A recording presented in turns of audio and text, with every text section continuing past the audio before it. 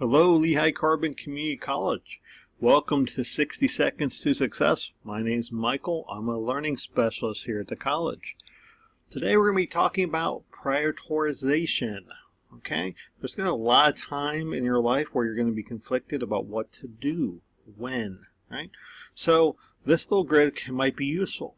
So what you do is you think of all the different things you need to do, and then you throw them at this grid. And in this corner, right, or things that are low importance but you can do, that you have high confidence in doing, so you get it done quickly, but it's not that important. Up here in this area, you have something that's low importance, low confidence, can take you a little bit more time. In this space, it's something that is your high confidence, but it's high importance, so you need to do it well, but you're already good at it.